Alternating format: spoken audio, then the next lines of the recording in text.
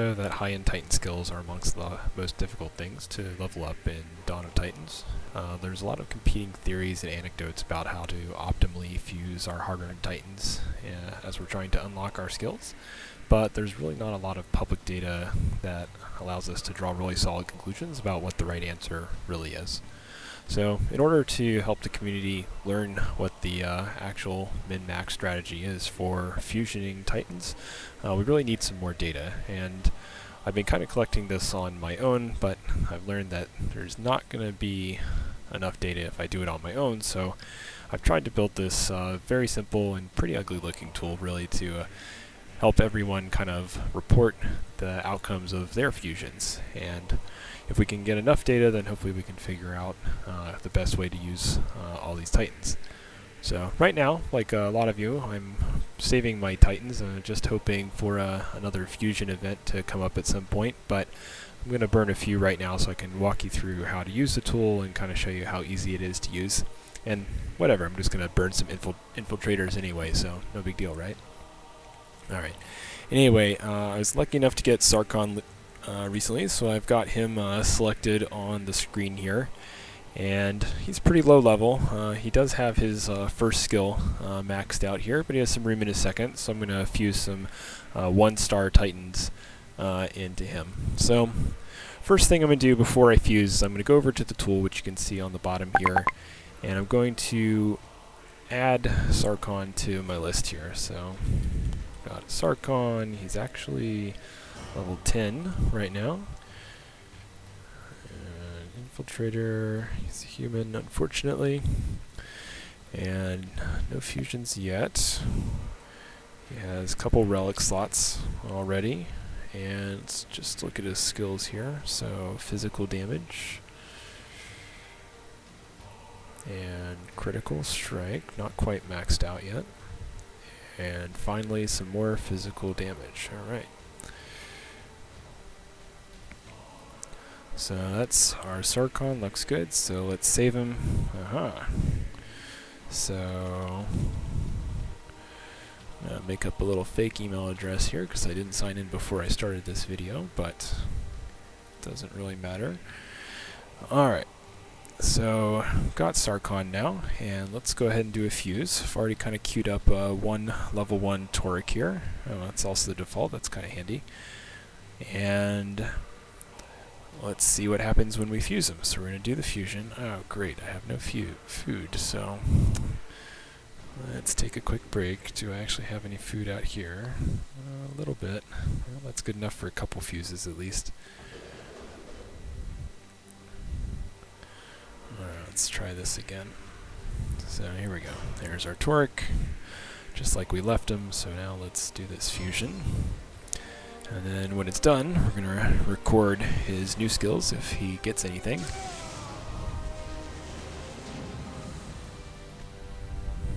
God, this animation takes forever. And still going. Oh, alright, so in this case, I double check by clicking on the skills. It's always a good idea just to make sure I didn't miss any of the UI pop-ups. And I didn't, so he got absolutely nothing. Still worth recording, so we saved the fusion. And if we went back into Sarkon here, we'd see that in his fusion log, he's had a fuse, and we got absolutely nothing. Alright, great. So, a little bit of data. Now, if I fused again, but I forgot to record it, which I'm not going to do because I actually don't have enough food to do a lot more fusions. I guess I can, whatever. So, we're going to fuse again.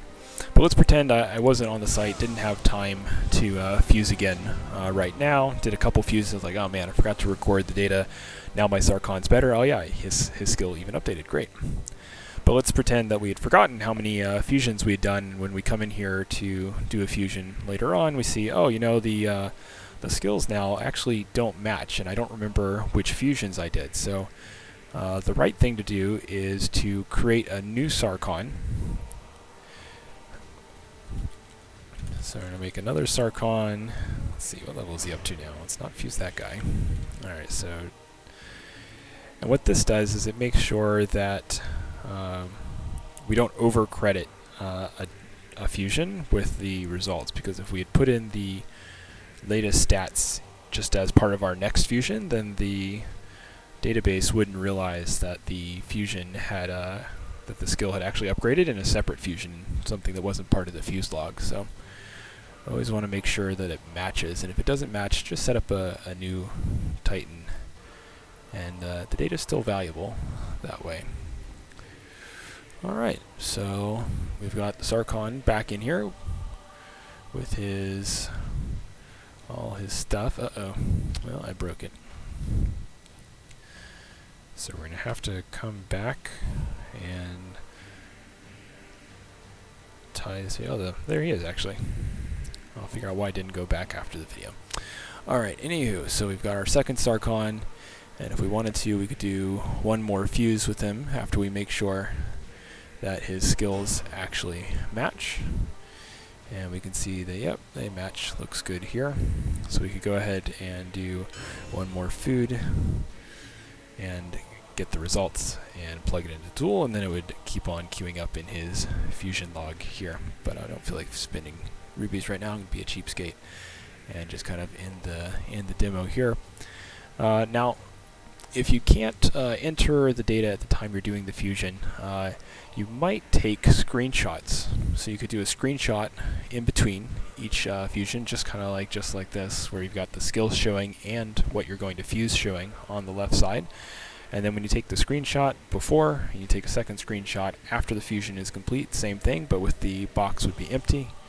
Then you can kind of use that to enter data into the tool later, and not forget any of the fusions you've done. So that's it. Good luck with your fusions, and thanks in advance for sharing your data. Whatever data we do collect, I'll try to clean it up and share it with the community, and hopefully draw some conclusions so that when we fuse stuff that's a little more valuable than a 1-star Torx, we don't waste them. So.